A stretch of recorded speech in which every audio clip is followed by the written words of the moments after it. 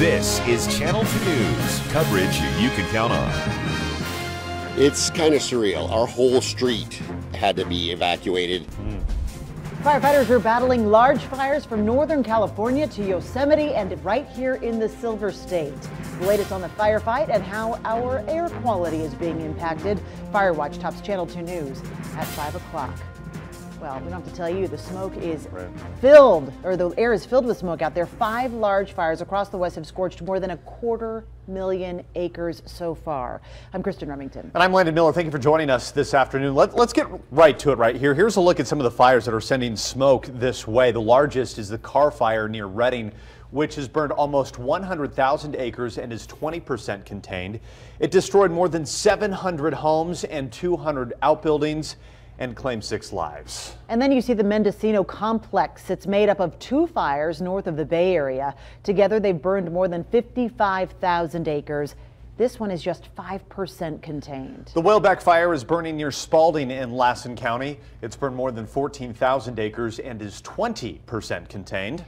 We've been talking about the Ferguson fire for a while now. It's closed Yosemite. It scorched more than 56,000 acres. It's just 30% contained.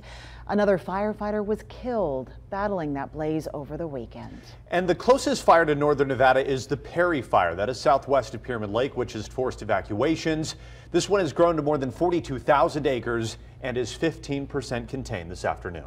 We have Fire Watch team coverage for you tonight. Paul Nelson is live in North Reno with a look at how our air quality has taken a hit from all the haze. That's right. We also have Chief Meteorologist Mike Alger back in the Weather Center with a look at the conditions that firefighters are facing. But we're going to start with Ryan Canaday this afternoon, who spoke to Perry Fire evacuees. And Ryan, we can see behind you just how close the fire came to the houses.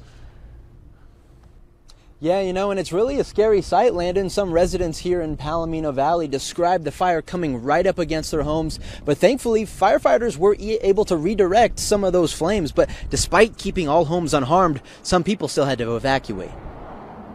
They came up and knocked on our door and told us, voluntary evacuations, and they were really good. The animal control came out and helped us move everybody. It just went really smooth and really well. And with 28 dogs in his family, Joe DiNapoli had no choice but to leave his home for the Ironwood Event Evacuation Center. The site was the only place big enough to provide shelter for everyone.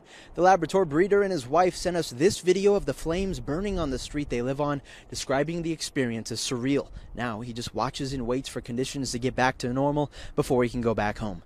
As of yesterday, 88 voluntary evacuations have gone into place, but only 8 people have stayed overnight at the Ironwood Event Center, but more than 300 animals have taken shelter.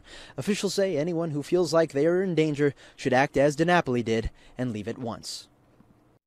If you feel like you need to evacuate, don't wait for somebody to tell you to leave. Leave. If you feel like you're in danger, leave.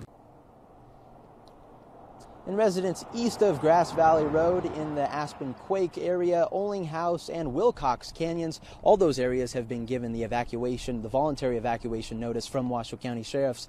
There are no other evacuations for the Perry Fire at this time. Covering Fire Watch Live, Ryan Canaday, Channel 2 News.